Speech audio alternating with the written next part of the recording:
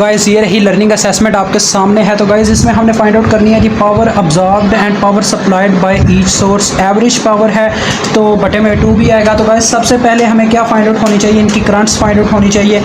मतलब हम फर्स्ट कर लेते हैं यहाँ से एक करंट निकली है जिसका नाम है आई, इस वोल्टेज सोर्स से आगे वो जाके दो पार्ट में डिवाइड होती है। इस करंट का नाम हम I1 रख लेते हैं और इस करंट का नाम हम I2 रख लेते हैं। अब जी गाइस इन सब करंट्स को मालूम करने के लिए हमारे पास यहाँ की वोल्टेज होनी चाहिए जिसको हम एक नोड का नाम देते हैं नोड 1 और इस वोल्टेज को नाम दे लेते हैं V1 का। तो लिहाजा हम यहाँ पे अपना जैसा कि आप जानते हैं KCL ही अप्लाई करने वाले हैं, तो KCL को अप्लाई करेंगे। पहले हम इस जानिब जब गए तो हमारे पास आ गया V1 minus 24 into angle 0 degree divided by 2 ohm. उसके बाद जी जब हम नीचे गए इस जानिब गए तो हमारे पास आ गया V1 minus this voltage divided bye जितनी रेजिस्टेंस रास्ते में बर्दाश्त की गई है वो है 2J और लास्ट में जो हमारे पास लास्ट वायर है वो है V1 divided by 4 is equal to 0। अब गाइज हमने क्या करना है जी, हमने फेजर एंगल्स को अलहदा कर लेना और V1 को अलहदा कर लेना ताकि हम V1 इजीली फाइंड आउट कर सकें। तो ये हो गया V1 डिवाइडेड बाय 2, उसके बाद ये वाला V1 plus V1 divided by 2J और लास्ट वाला V1 plus V1 divided by 4। अब ये दोनों माइनस के थे तो इनका बटा इस तरह से आ जाएगा 24 into phasor angle 0 degree divided by 2 minus 12 into angle 0 degree divided by 2J is equal to 0।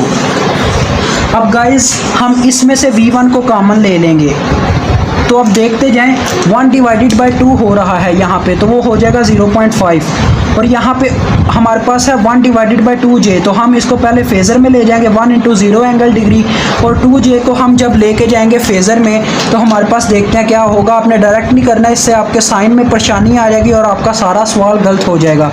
ये तो 1 डिवाइडेड बाय 4 यानी कि 0.25 आ जाएगा और इसको हम पहले फेज़र में करेंगे तो ये हमारे पास आ रहा है जी 2 इंटू 90 डिग्री।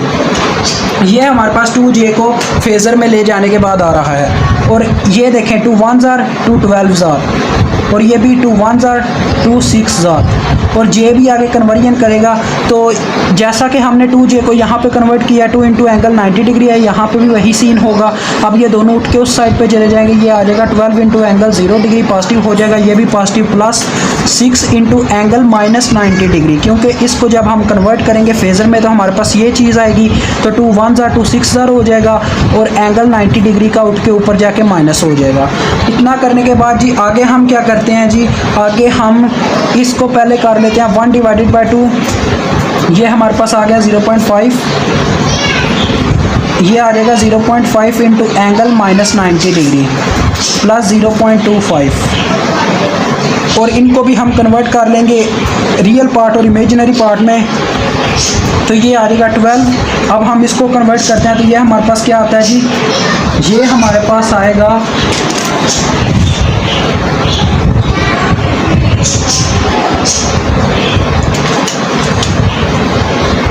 ये आ रहा है 12 माइनस 6J, ये टोटली कैंसिल हो रहा है तो ये अब हमारे पास आ गया माइनस 6J डिवाइड तो अभी हुआ नहीं है।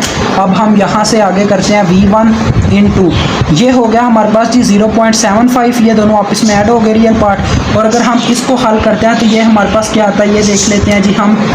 Shift into rectangular 0.5 comma minus 90 degree तो ये गाइस आता है माइनस 0.5J। आपने डायरेक्ट इसको 0.5J नहीं करना, इसको फेज़र में करना पड़ता है, नहीं तो यहाँ पे अक्सर बच्चे गलत कर जाएंगे। पहले आपने इनको फेज़र में करके डिवाइड कर लेना है, बाद में उसको दोबारा से आपने फेज़र में ले आना, सॉरी कम्प्लेक्स पार्ट में ले आना। तो ये हमारे पास आ गया कुछ इस तरह से। अब हम क्या करेंगे V1 को इधर ही रहने देंगे और इनको इसको उठा के डिवाइड कर देंगे 12 minus 6J divided by 0.75 minus 0.5J। अब हम इन दोनों को फेज़र में ले जाते हैं दोबारा से यानी इस क्वालिटी में। तो चले हाँ अब इसको कन्वर्ट कर लेते हैं। तो तो गाइस जैसा कि आप देख पा रहे हैं मैंने इनको कन्वर्ट कर दिया है, तो मेरे पास ये आई हैं फेज़र में वैल्यूज़। अब रियल पार्ट से डिवाइड हो जाएगा और ये एंगल ऊपर जाके प्लस हो जाएगा। तो V1 यहाँ से हमें मिलता है हम 13.41 को डिवाइड कर देंगे 0.9 से, तो ये हमें मिलती है वैल्यू 14.9 और एंगल हमें मिल जाएगा जी ये 33 ऊपर जाके प्लस हो गया 33.69 माइनस 26.57 7.12। तो गाइस जैसा कि हमारे पास यहाँ पे एंगल आ गया 7.12 डिग्री वोल्ट। तो ये हमारे पास V1 की वैल्यू आ गई है। अब हम क्या करेंगे जी, पहले I1 की ये I की वैल्यू कैलकुलेट कर लेंगे। I निकल के गई है इस वोल्टेज सोर्स से, तो अकॉर्डिंग टू ओहम्स लॉ ये वो this voltage minus this voltage divided by resistance. तो हमारे पास I किसके बराबर आ गया जी, I is equal to 24 into phasor angle minus ये वाली वोल्टेज जो हमने अभी कैलकुलेट किया 14.9 इंटू फेज़र एंगल आ गया 7.12 degree divided by 2 ohm resistance. अब मैं इसका तरीका आपको बता देता हूँ, क्योंकि मैं यहाँ पे टोटली वीडियो में नहीं आपको फाइंड आउट करके दिखा सकता, वीडियो काफ़ी लंबी हो जाएगी। तो आपने क्या करना है जी, इन सब को पहले आपने कन्वर्ट कर लेना है रियल पार्ट और इमेजिनरी पार्ट में, ठीक है। उन सबको प्लस ऐड करने के बाद फिर से फेज़र में लेके जाना है और 2 से डिवाइड कर देना है रियल पार्ट को, तो आपको इसका जवाब मिल जाएगा। अभी मैं इसको हल करता हूँ फिर आपको बताता हूँ किस तरह से हमारा जवाब आता है। तो गाइज़ ये मैंने टोटली करंट फाइंड आउट कर ली है, तो मैं अब आपको बताता हूँ मैंने क्या किया। ये देखें, जैसा कि मैं कह रहा था पहले मैंने इसे इमेजिनरी पार्ट में कन्वर्ट कर लिया इस पार्ट को, और फिर इसमें से 24 में से ये माइनस किया, तो मेरे पास जो आया है जे की फॉर्म में, मतलब इसमें से जितना भी माइनस करके मेरे पास जो भी आया उसको मैंने दोबारा फेज़र में कन्वर्ट कर लिया, फिर 2 से डिवाइड कर दिया और मेरे पास ये वैल्यू आ गई है करंट की। अब मैं इस करंट को इस्तेमाल करते हुए क्या कर सकता हूँ, पावर फाइंड आउट कर सकता हूँ। पहले मैं 24, ये जो मेरे पास है 24 into angle 0 degree power supplied का सोर्स, इसको फाइंड आउट कर लेता हूँ 1/2। इसका फार्मूला बनेगा VM IM into cos of theta V minus theta I। तो देखें क्या वैल्यूज़ पुट होती हैं 1/2। VM की वैल्यू हमारे पास 24 है, जैसा कि आप देख सकते हैं, क्योंकि ये वाली वोल्टेज इस्तेमाल हो रही है तो इसकी VM 24 है, तो इसमें 24 पुट हो जाएगा। और इसकी IM जो अभी हमने I कैलकुलेट किया हुआ है 4.7, और एंगल बाद में पुट हो जाएंगे। एंगल इसका वोल्टेज का एंगल 0 डिग्री है और ये माइनस माइनस प्लस हो गया, यानी कि प्लस 11.36 डिग्री एंगल आ गया। तो अब हम इसको टोटली कैलकुलेटर पे हल कर लेंगे, तो ये आ जाएगा 12 इंटू 4.7 और आगे जी cos 11.36 डिग्री। तो जी ये हमारे पास जो पावर कैलकुलेट होने के बाद आई है वो है 55.3 वाट। तो अब गाइस कुछ बच्चे ये कह रहे होंगे कि यहाँ पे माइनस का साइन भी जवाब में मौजूद है, वो क्यों मौजूद है, वो उसकी वजह मैं आपको एक बताता हूँ। ये जो आप हमारी शक्ल देख सकते हैं, हमने जो पावर सप्लाइड का सोर्स रखा है वो है 24 वोल्ट, यानी यहाँ से करंट निकल के गई है, तो जहाँ से पावर सप्लाई होती है उसकी पावर हमेशा माइनस में होती है। आगे ये सारे सोर्स जो है अब्जॉर्ब कर रहे हैं, लिहाजा इनकी पावर पॉजिटिव में होगी। तो इससे परेशान नहीं होना, आप बहुत इजीली इस क्वेश्चन को हल कर सकते हैं। आगे भी हम हल करते हैं। आप देखें, हमें I2 को फाइंड आउट करने की ज़रूरत नहीं है, हम 4 ओहम से इजीली जो है अपनी वैल्यू निकाल सकते हैं। अब क्या करेंगे जी, हम V1 का इस्तेमाल करते हुए 4 ओहम की जो है पावर अब्जॉर्ब वो फाइंड आउट कर लेंगे। देखें पावर अब्जॉर्ब का तरीका जी, पावर अक्रॉस, अभी एक चीज़ तो मैं छोड़ गया हूँ, अभी 2 ओहम हमने फाइंड आउट करना था, जो हमारा ये वाला 2 ओहम है, ये जो आपको दिखाई दे रहा है 2 ओहम।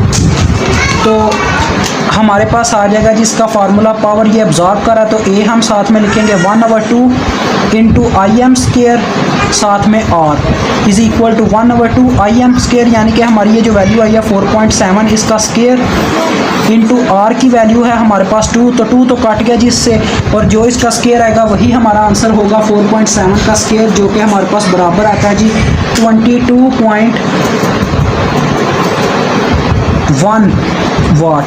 अब ये थोड़ा बहुत आगे पीछे ये इशारे में हो जाए तो इतना मसला नहीं क्रिएट होगा, आपने टेंशन नहीं लेनी। अब ये फाइंड आउट करने के बाद अब मैं 4 ओम वाले रजिस्टर का फाइंड आउट कर लेता हूँ, वो भी पावर अब्जॉर्ब कर रहा है, उसका फार्मूला भी आएगा 1/2। अब हम आई का इस्तेमाल नहीं करेंगे, वोल्टेज का इस्तेमाल करेंगे, Vm²/R। ये भी एक फार्मूला आपको पता है पावर का फार्मूला होता है। यहाँ पे हमारे पास वोल्टेज मौजूद है पहले से ही, हम करंट को फाइंड आउट नहीं करते ताकि हमारा ज़्यादा मसला क्रिएट ना हो। Vm इसकी कितनी है जी, हमने जो V1 फाइंड आउट की थी वही इसकी Vm वैल्यू होगी यहाँ से 14.9 का square, 14.9 whole square divided by 4 ohm का रजिस्टर है, 4 से मल्टीप्लाई। अब इसको भी हम कैलकुलेट कर लेते हैं अपने कैलकुलेटर पे। 14.9 का स्क्वायर डिवाइडेड बाय 8, तो गाइस ये हमारे पास आ रही है 27.7 वाट। अब ये भी पावर फाइंड आउट हो चुकी है। पीछे हमारे पास क्या चीज़ रह गई है जी, पीछे ये आप शेप देख सकते हैं, हमारे पास ये एक चीज़ रह गई है जिसकी हमने पावर फाइंड आउट करनी है, 12 वोल्ट का सोर्स।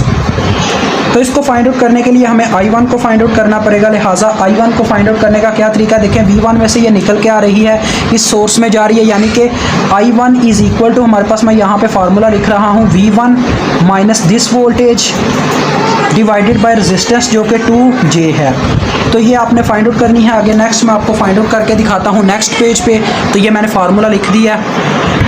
तो गाइज़ ये मैंने टोटल कैलकुलेशन कर लिया ताकि हमारी ज़्यादा लंबी वीडियो ना हो। मैंने क्या किया जी, मैंने पहले यहाँ पे V1 की वैल्यू छापी है जो मैंने यहाँ पे पीछे प्रीवियस फाइंड आउट की थी, और उसमें से मैंने जो वैल्यू मैंने आपको जैसा कि वोल्टेज सोर्स की बताई थी, ये देखें आपको नज़र आ रहा है बटे में 2J है।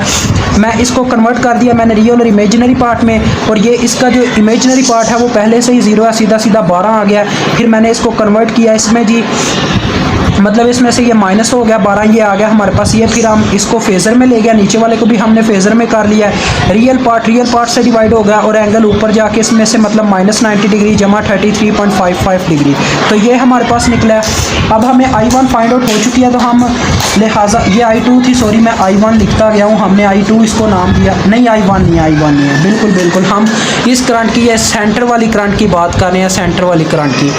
तो अब हमने इस वोल्टेज सोर्स की जब हमने निकालनी है एवरेज पावर, तो हम इसको नाम दे देते हैं 12 इंटू 0 डिग्री अब्जॉर्ब। ठीक हो गया जी, 1/2 Vm I। अब ये I1 है तो I1m के नाम से हम इसको लिखते हैं cos into theta V minus theta I। Values put कर देते हैं जी।